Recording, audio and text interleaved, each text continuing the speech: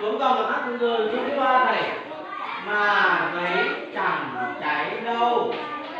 Giấy gì ở đây đi dài.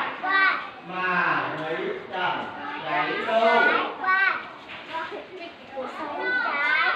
Mà giấy chẳng cháy đâu. Mà giấy chẳng là chẳng chờ cháy chờ ai cháy đâu đâu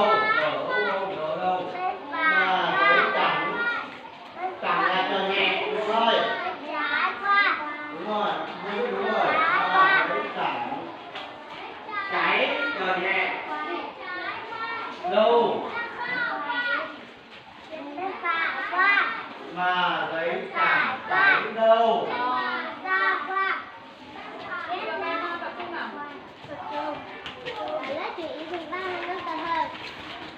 Mà giấy chẳng cháy đâu đúng chưa?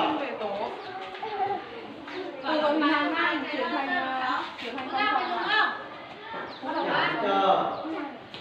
chờ không bóng ra này đâu, còn nó nhám ra rồi sao bóng tận đấy làm gì?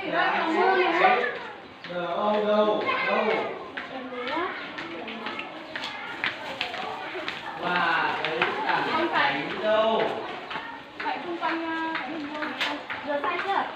Phải vòng tròn. Đấy bạn hơi biết không được. Cái này nó xóa.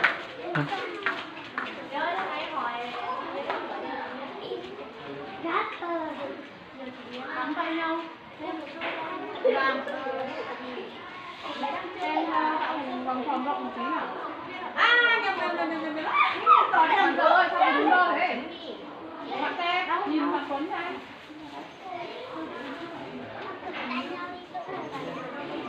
Rồi, tạo thành vòng tròn. Đấy chứng nhận vòng tròn chưa? Thấy tròn chưa? Hải ơi, phải tròn chưa? Nhìn ra đây.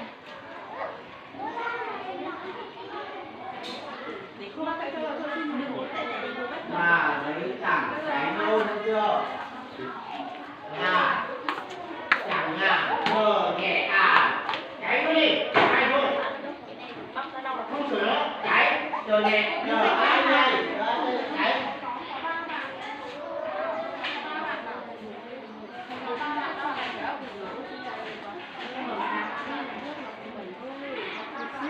Cái dây cái kia thế này tháo làm gì được? Đi có á? Ba bạn. Cái này á? Hai bạn này con thương hai bạn này đúng không? Hai bạn này em đứng ở giữa, ở giữa Cái này là có 5 mũi à? ô không phải không phần 3 bạn ra đây. Ồ. Không biết à? Mỡ vàng à? Mỡ vàng á? Mỡ mọi người đấy. Về tổ nhá. Không tin à? Hai bạn đến. Nhưng mà bạn lường đi khác cái gì sao mà cần đi lấy cỏ bò á? Hả? Làm gì? Nhìn ra phải không? Đây cái này nó bay đấy. Hả? Bây giờ em sẽ làm cho cô này. Đi đây cái này nó bay nhá. Còn hết chưa? Đúng rồi. Trang sách có ao châu. Một bạn sẽ là chim. Trang sách Hai bạn sẽ là có chim. chim ạ. Hai bạn ở chỗ này không phải Trang sách có ao châu. đấy, được. Nhưng ở đây anh làm nữa. Trang sách có ao châu. Bạn đỡ ơi, bạn đỡ nhá, cầm tay à. Cầm tay bạn thắng hả? Trang sách có Bạn ở ao giữa sẽ là châu. chim, còn hai bạn này sẽ là gì? Cổ gì? Cổ chim. Khi cô hô bắt đầu thì các bạn là chim. Trang sách có ao châu. Khi cô hô về tổ thì các bạn là chim chạy vào Trang cái này đi. có ao châu. Khi cô hô bắt đầu này, bây giờ chúng ta sẽ hô nhau là cả lớp chúng nhau. Trang sách có ao châu. Trang gỡ mà. Câu hỏi cô, khi cô nhắc đâu thì phải hỏi là phải bảo là nhắc đây quên hết rồi. Năm ngoái nó học còn gì nữa, nhắc đâu. Đây, đây là từ các từ này. Cô một quá, bắt đầu. Các bạn là chim mà sẽ đi chơi. Trang sách có ao châu. Các bạn là tổ chim thả tay ra.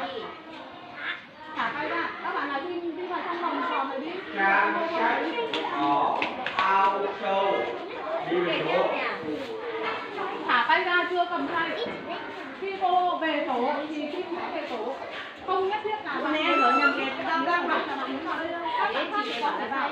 Khi có hộ về thì em phải rủ nhau vào tổ của mình. Bạn nào mà không tìm không có tổ để vào, em hãy đứng vào ô vuông này, không được chạy ngoài nữa. Cha Chạy em phải về ao trâu chưa? về tổ. Đúng rồi. Mà thấy không hề ướt. Rồi mấy cái bạn nào Mà thấy không hề ướt nổi như bạn nào mai mà đó không tìm qua. cái tổ quá 2 lần thì 3 hoặc 2 hoặc 3 lần Mà mới thấy xử lý không hề phạt. ướt. Hiểu cách chơi chưa? Nào. Phạt anh ra. Đọc bài là hay chơi hả? Mà thấy không Cầm hề tay hả? ướt. Bắt đầu. Rồi bên cứ giả vờ bước đi bước lại trong vòng Mà thấy không hề ướt. phải đứng yên một chỗ này đâu. Mà thấy không hề ướt. Tư thế là chạy luôn thôi, nó không nắm bước. Mà thấy không Tròn đi, hề vòng tròn đi, ướt. bên trong à, nắm tay vào đi, vòng tròn đi. Khi nào bảo về tổ. Nên sợ nó không bỏ tay kịp. Kệ, nhưng nếu nào không bỏ tay kịp thì nhưng mà đi bạn thắng lui ra kia một tí nữa đi, bạn ở cho ra xa một tí thì các bạn mới chạy Đợi được. với thắng. Bạn không lui ra đây một tí nữa, bạn Quý với bạn Hải lui ra đây đi. Đấy, cho xa đấy thì các bạn tìm tổ chạy với đấy, bạn nào chạy nhanh là tìm được tổ. Mà thấy Đấy, bạn Minh lui ra một tí nữa đi. Về tổ. Thấy chưa? Bạn không thấy được mấy. mà thấy không đâu. Không ghê. Mà thấy không hề ướt. Chấm. Mấy bạn ở Phải đây gì? Cái đầu lòng là có trang sách không nói được. Nào các em cứ bước đi bước lại ở trong đi. Không phải Trang sách không nói được. về tổ. Trang sách không nói được. Bạn Yến là 2 lần rồi đúng Đúng không? rồi. Bạn Yến là 2 lần rồi đúng không? Nãy bạn Yến Trang được sách phải không? không nói được. Một lần nữa là bạn Yến sẽ đi phạt nhá. Trang sách không nói được. Nào bắt đầu.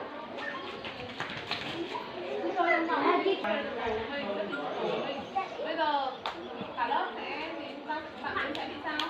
Không Trang nói sách được. cái gì đây?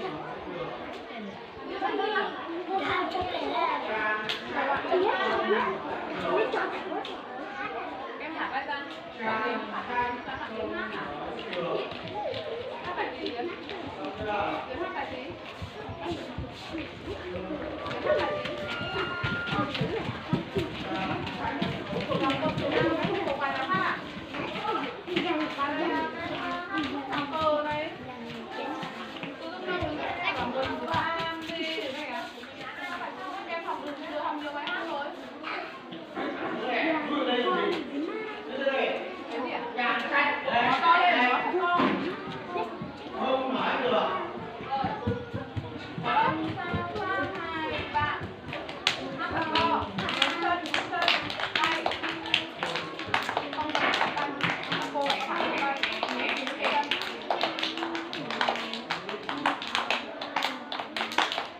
Tiếng hát của bạn có quần.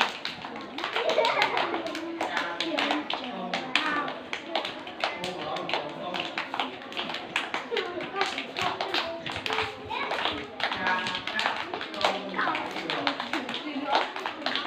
Chưa thuộc lắm phải không? Trên trời gì? Bắt đầu chơi tiếp nào. Cô bớt đi một tổ, cho nhiều chim đi. Bớt đi một tổ cho nhiều chim nhá. Đồng tổ kia nào. Vào đây. Vào đây hết đi. Cho nhiều chim. Các bạn ăn nữa rồi. Nào, bắt đầu. Xem tổ không đấy. Chỉ có 3 tổ thôi nhá. Nhanh để về tổ nhá.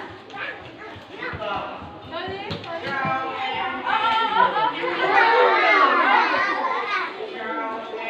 Về tổ. Tí lần sau phải bước chạy thật nhanh về vào ô vuông nhá. Đi về tổ các bạn đã vào tổ L G L